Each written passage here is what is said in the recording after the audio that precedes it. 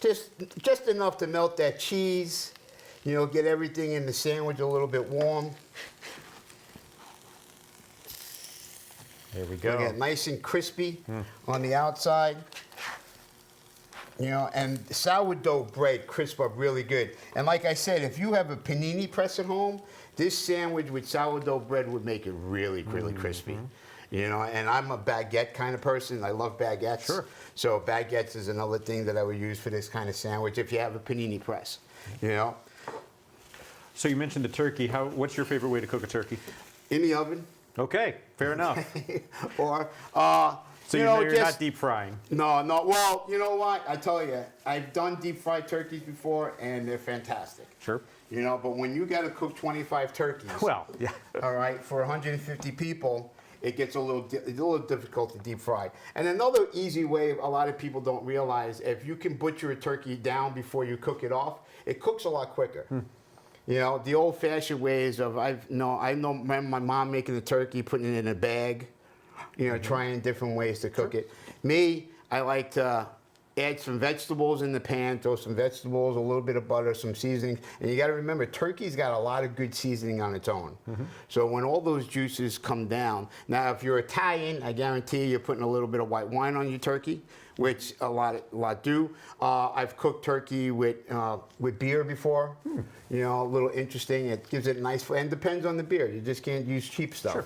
You know, so there's a bunch of different ways you can cook turkey. But the best way to cook it, just to have a traditional turkey dinner, all right, is just to some vegetables, put it in the oven, wrap it in some aluminum foil, cook it for 2 hours on low, turn it up on high, you know, start it off on low about 275, and then halfway through, unwrap it, turn it up to about 325, 350, and cook it the rest of the way. All right, now sometimes you get that little pop-up thing that's in the turkey, but if you're as old as I am, all right, you pretty much know when that turkey's done, you use the meat thermometer, you know? And then you gotta remember too, if you stuff a turkey, you gotta cook it at least half an hour to 45 minutes longer. Right. All right, than your normal process. A good 25-pound turkey, anywhere between 18 to 25 pounds, takes about 3.5 to 4 hours. If you add stuffing inside your turkey, always make sure you cook it at least another half an hour.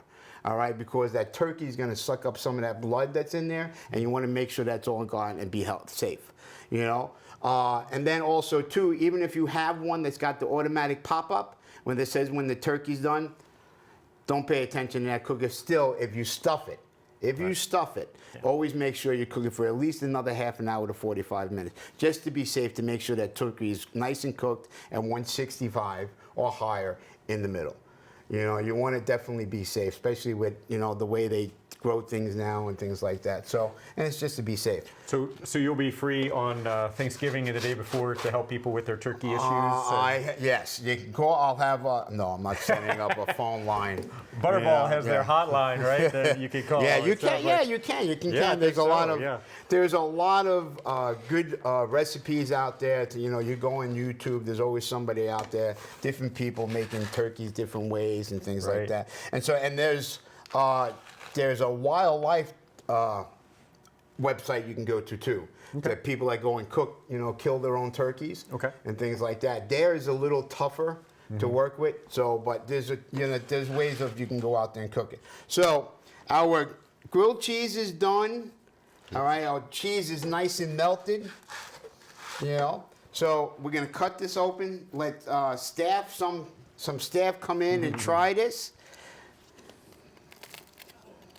All right, and this not a turkey sandwich that you can make with this. You know, I like to talk about maybe an open-faced turkey sandwich. You know, with people make different types of stuffing.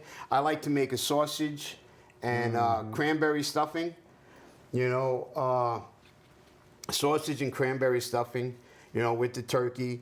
You can do an open-faced turkey sandwich. You can toast it off. You can do it however you like it. But turkey stuffing is cranberry sausage stuffing.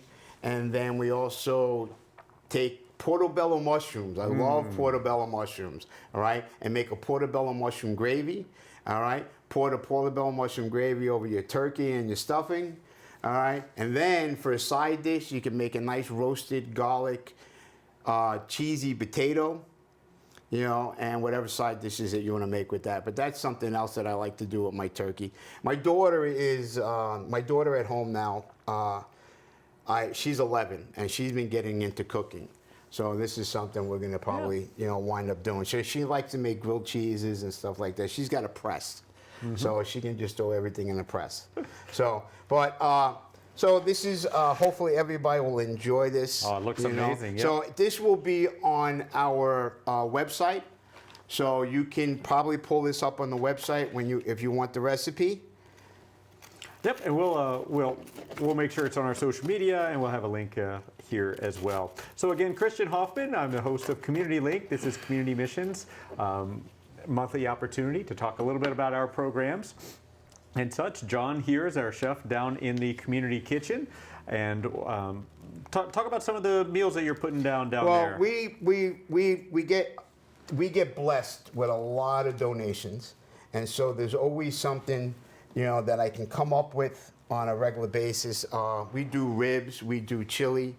You know, we had a staff cook-off the other day, so I made enough seafood bisque to have another meal. It was. You know, so and you know we feed a lot. We do feed a lot in the community, and now that we have Code Blue, we want Code Blue to eat when they come in. So we make another extra 15 meals for them at nighttime.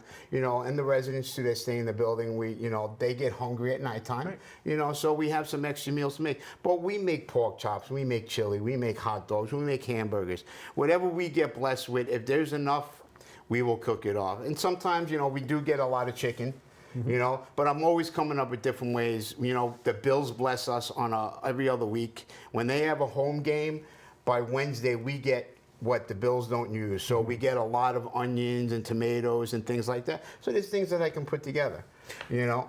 Yep, so Code Blue you've mentioned a couple of times. So Code Blue we talked about, you know, on the program before. So those are the particularly cold nights when it's going to be 32 degrees or under. Then we need to make sure that we have extra opportunity for anyone to be able to come in and be safe, obviously, if they were going to be staying outside or something. So we'll see a handful of people, maybe as many as a dozen extra people that would be coming in. And even if we don't have a room to be able to give them, at least somewhere safe to be able to stay for the evening at least, and that's where you're talking about some of those extra meals. We have the community kitchen that's open Monday through Friday, every day for lunch. But then we also, as you're mentioning, the shelter, we have 3 meals a day that we need to provide people 7 days a week if they're staying with us. So a lot of food, food coming out of the kitchen. And we do cold breakfast and we do hot breakfast. Yep. You know, I have a great cook that works at nighttime, Maurice. He does great jobs. He loves to cook, you know, and he's my fry guy. Okay. You know, you know, he likes to do fried fish and he makes burgers. He does all those things that a lot of, you know, that they don't want a gourmet meal. They don't want a big meal, but they want like a hamburger or a hot dog and stuff like that. So he likes to do all of that stuff. He likes to make potato salad and mac salad and all that good thing. He's a good guy. So, and we feed them. We like to feed them well. Yep. You know, we want them to go away stuffed. We don't want them to go away hungry. So we tried our best to give them what they need. You know, a little bit more than what, you know, they need to have. So. And then we also get, again, a lot of blessings, certainly, that people can take with them. We'll have breads or to-go meals. From yes, we do. We always have leftovers. We're always getting donations. So when the community comes down, they can come down. They can get an extra meal to go. You know, we have a table all set up. We get blessed from so many different organizations that we're able to give a lot. Yep. You know, that nobody, when they come down for lunch, they are not going to go away hungry. Nobody's going to go away hungry. Either they're going to go away full from what we feed them, or they're going to be able to take something home with them and cook and pop in a microwave or cook later. So, you know? So we've got a couple of minutes left. You wanted to mention something else, food-wise, that you were thinking for people to do? Well, we just mentioned the open-faced turkey. Oh, that's right. Yeah. Yep. So, but you know, you can use, you know, I love a nice leg on Thanksgiving. Amen. You know, and then a nice turkey wing the following day, something. But you can make soups. You know, nice. You know, you get a leftover turkey that's gonna fall off the bone.